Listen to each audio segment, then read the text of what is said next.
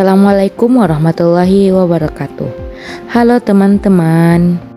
Baik, pada bab ini kita akan membahas ijtihad. Sebelum memulai materi, perkenalkan, nama saya Aisyah Yumaira dari kelas 12 A2. Ijtihad adalah usaha sungguh-sungguh yang dilakukan oleh seorang ahli hukum Islam atau mujtahid untuk menetapkan hukum suatu permasalahan yang tidak dijelaskan secara tegas dalam Al-Quran dan hadis.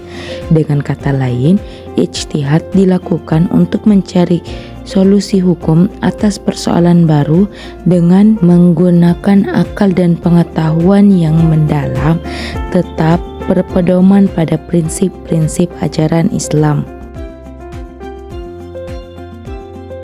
Selanjutnya yaitu hukum ijtihad. Fardu ain, wajib bagi seseorang untuk dirinya sendiri atau saat harus menjawab masalah yang belum ada hukumnya dan dikhawatirkan terlewat. Selanjutnya yaitu fardu kifayah, wajib secara kolektif. Jika sudah ada mujtahid lain yang melakukannya, maka gugur kewajibannya yang lain. Sunnah, dianjurkan untuk masalah baru, baik diminta maupun tidak. Haram jika ijtihad bertentangan dengan dalil yang sudah pasti atau qati'. Nah, adapun 3 fungsi ijtihad. Yang pertama yaitu ar-ruju' atau kembali, mengembalikan ajaran Islam ke Al-Quran dan Sunnah dari interpretasi yang kurang relevan. Yang kedua yaitu al-ihya atau menghidupkan kembali nilai dan semangat Islam agar sesuai dengan perkembangan zaman. Nah, yang selanjutnya yaitu al-inabah atau pembenahan, membenahi hasil ijtihad ulama terdahulu yang mungkin kurang sesuai dengan kondisi sekarang. Bentuk-bentuk ijtihad. Yang pertama yaitu ijma'. Ijma' yaitu suatu kesepakatan yang diambil oleh para ulama mengenai suatu hukum berdasarkan Al-Quran dan hadis. Yang kedua, qiyas.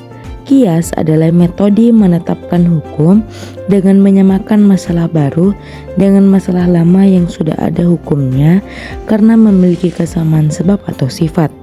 Yang ketiga, maslahah mursalah. Yang dimaksud dengan maslahah mursalah yaitu menetapkan sebuah hukum yang didasarkan pada kemaslahan atau kegunaannya. Yang terakhir yaitu urf. Jenis ijtihad ini yaitu pengambilan sebuah hukum yang berdasarkan suatu kebiasaan atau adat. Selama sebuah masalah tidak bertentangan dengan hukum Al-Quran dan hadis, maka masalah tersebut akan tetap diperbolehkan. Syarat-syarat yang harus dipenuhi untuk menjadi seorang mujtahid. Yang pertama, paham dan menguasai pengetahuan mengenai ayat-ayat hukum dalam Al-Quran. Yang kedua, tidak harus menghafal seluruh isi Al-Quran, cukup memiliki keahlian untuk merujuknya ketika diperlukan. Namun, bila hafal akan lebih bagus. Yang ketiga, mengetahui hadis-hadis yang berkaitan dengan hukum. Yang keempat, tahu objek ijma' mujtahid terdahulu agar tidak menentukan hukum yang menyalahi sebelumnya. Yang kelima, mengerti tata cara qiyas, syarat-syarat penerapannya, ilat-ilat hukum, serta metodenya. Yang keenam, paham berbahasa Arab. Dan yang terakhir, mengetahui dan paham mengenai nasak manauk.